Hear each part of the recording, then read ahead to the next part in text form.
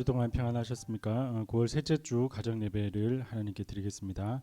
우리 다 같이 사도신경으로 신앙 고백하겠습니다. 전능하사 천지를 만드신 하나님 아버지를 내가 믿사오며 그 외아들 우리 주 예수 그리스도를 믿사오니 이는 성령으로 잉태하사 동정녀 마리아에게 나시고 본디오 빌라도에게 고난을 받으사 십자가에 못 박혀 죽으시고 장사한 지 사흘 만에 죽은 자 가운데서 다시 살아나시며 하늘에 오르사 전능하신 하나님 우편에 앉아 계시다가 저리로서 산자와 죽은 자를 심판하러 오시리라. 성령을 믿사오며 거룩한 공예와 성도가 서로 교통하는 것과 죄를 사하여 주시는 것과 몸이 다시 사는 것과 영원히 사는 것을 믿사옵나이다. 아멘. 우리 다 같이 찬송가 288장 예수를 나의 구주 삼고 함께 찬양하겠습니다.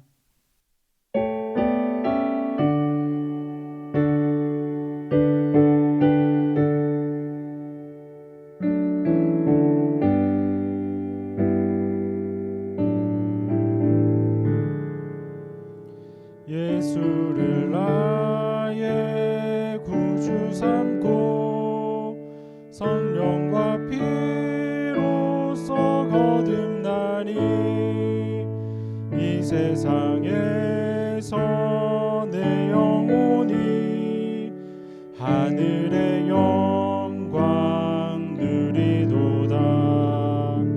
이것이 나의 간증이요 이것이 나의 찬송일세. 나 사는 동안 끊임없이 구주를 찬송하리로다. 온전히 주께 맡긴 내 영 사랑의 음성을 듣는 중에 천사들 왕래하는 것과 하늘의 영광 보리로다. 이것이 나의 간증이요 이것이 나의 찬송일세. 나 사는 동안 끊임없이 구주를 찬송하리로다. 주 안에 기쁨 누림으로 마음의 풍랑이 잔잔하니 세상과 나는 간 곳 없고 구속한 주만 보이도다. 이것이 나의 간증이요 이것이 나의 찬송일세. 나 사는 동안 끊임없이 구주를 찬송하리로다.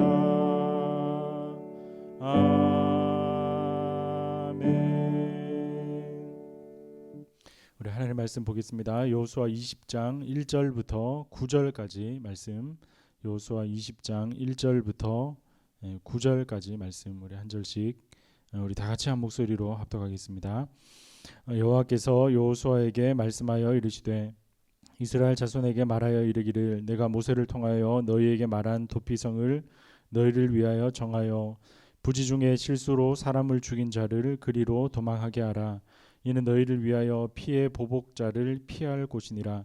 이 성읍들 중에 하나에 도피하는 자는 그 성읍에 들어가는 문 어귀에 서서 그 성읍의 장로들의 귀에 자기의 사건을 말할 것이요 그들은 그를 성읍에 받아들여 한 곳을 주어 자기들 중에 거주하게 하고 피의 보복자가 그의 뒤를 따라온다 할지라도 그들은 그 살인자를 그의 손에 내주지 말지니 이는 본래 미워함이 없이 부지 중에 그의 이웃을 죽였음이라. 그 살인자는 회중 앞에 서서 재판을 받기까지 또는 그 당시 대제사장이 죽기까지 그 성읍에 거주하다가 그 후에 그 살인자는 그 성읍 곧 자기가 도망하여 나온 자기 성읍 자기 집으로 돌아갈지니라 하라 하시니라. 이에 그들이 납달리의 산지 갈릴리 게데스와 에브라임의 산지의 세겜과 유다 산지의 기럇 아르바 곧 헤브론과 여리고 동쪽 요단 저쪽 루벤 지파 중에서 평지 광야의 베셀과 갓 지파 중에서 길앗 라목과 므낫세 지파 중에서 바산 골란을 구별하였으니 이는 곧 이스라엘 모든 자손과 그들 중에 거류하는 거류민을 위하여 선정된 성읍들로서 누구든지 부지 중에 살인한 자가 그리로 도망하여 그가 회중 앞에 설 때까지 피해 보복자의 손에 죽지 아니하게 하기 위함이라. 아멘. 오늘 본문은 도피성에 관한 본문입니다. 도피성에 관한 본문을 가만히 읽고 있으면요, 사람들 모두에게 피할 곳이 필요하구나 이런 생각을 하게 됩니다. 2021년 7월 30일 기준으로요, 한국에서 코로나로 사망한 사람이 2,100명 가까이 됩니다. 그런데요, 자살로 죽은 사람들의 숫자가요 14,821명이라고 합니다. 그러니까 코로나로 사망한 사람들의 숫자보다요 자살로 사망한 사람들의 숫자가 7배가 많습니다. 어떤 의미입니까? 사람이 자살을 선택하는 여러 동기가 있겠지만요, 결국은 마음 편히 쉴 곳이 없고 또 힘들고 지칠 때 피할 곳이 없다는 이야기입니다. 피할 곳이 있으면 내일을 살아갈 힘을 얻을 수 있겠죠. 본문은 여러 가지 이유로 죽을 수밖에 없는 사람들이 이제 피할 수 있는 그 도피성에 관한 내용들을 담고 있습니다. 본문이 크게 우리에게 두 가지 메시지를 전해준다고 보는데요. 첫 번째는 하나님은 생명을 귀하게 여기십니다라는 내용입니다.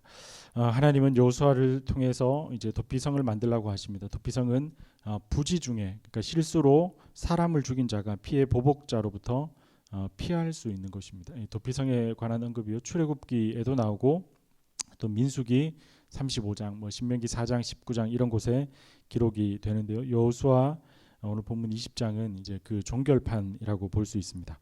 3절 말씀에 나오는 대로 반복적으로 부지 중에 큰 실수를 저지른 사람을 보호할 방법에 대해서 하나님은 말씀하고 계십니다.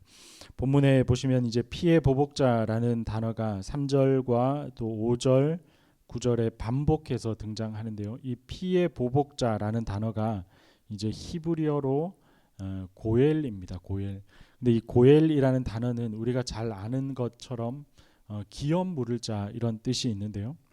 이 고엘이라는 단어의 또 다른 의미로 대신 갚아주는 사람 이런 의미가 있습니다.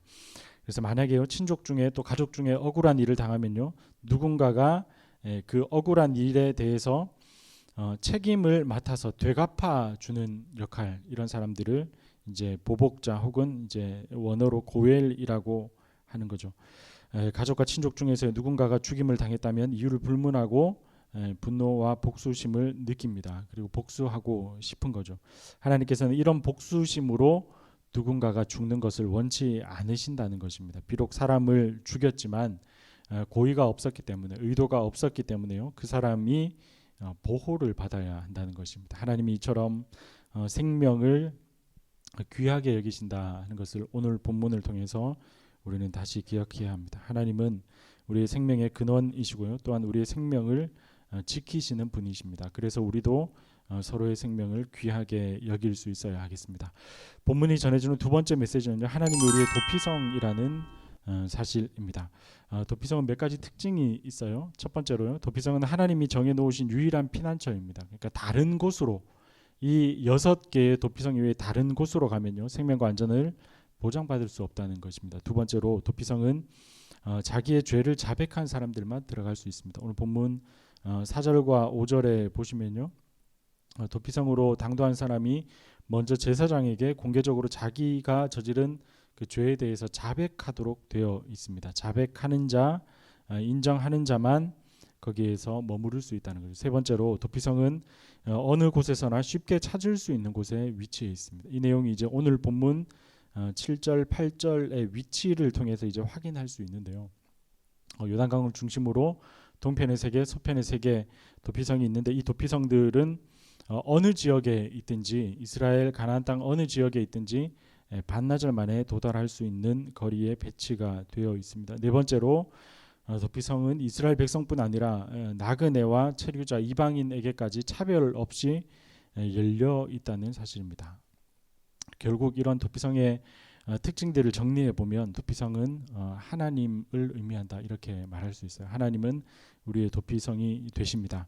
하나님 외에 다른 안전한 곳은 없다는 거죠. 하나님 앞에 죄를 자백한 사람은 누구나 보호를 받고 또 피할 수 있다는 것입니다. 죄를 진심으로 자백하고 하나님의 말씀을 따르면 우리가 어떤 위치에 있든 우리가 선택받은 사람이든 아니면 선택 밖에 있는 이방인 같이 느껴지는 존재이든 간에 하나님께 피하면 살 수 있다는 것입니다. 하나님은 차별 없이 모든 사람을 동일한 사랑의 마음으로 품고 계십니다. 하나님을 유일한 도피성으로 삼는 저와 여러분의 가정이 되면 좋겠고요.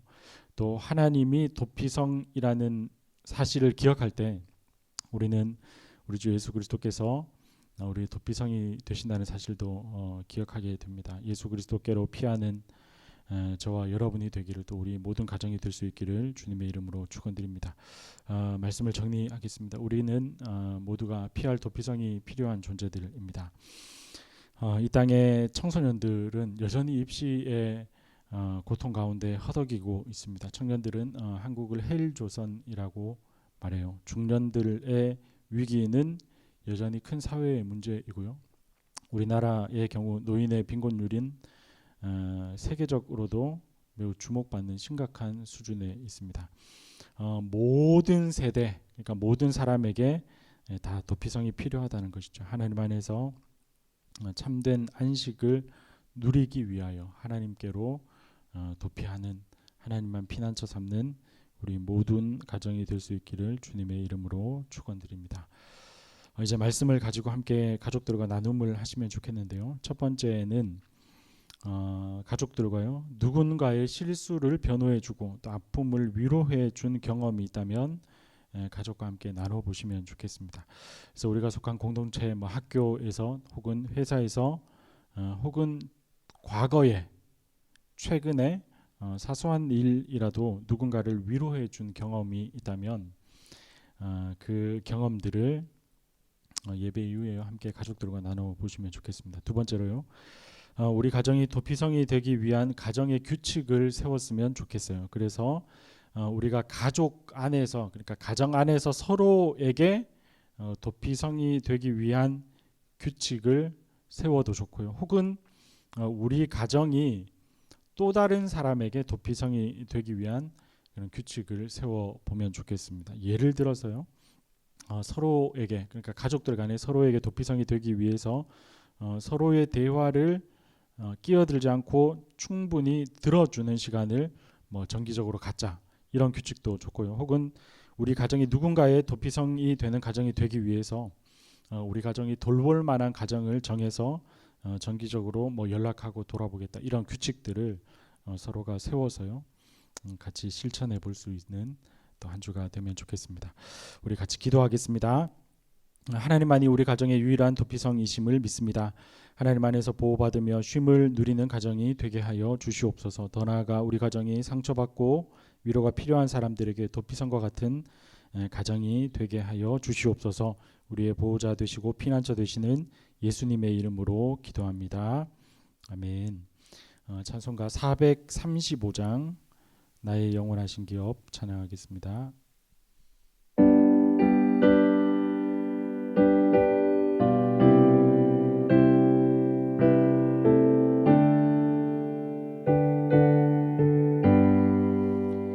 나의 영원하신 기업 생명보다 귀하다. 나의 갈 길 다가도록 나와 동행하소서. 주께로 가까이 주께로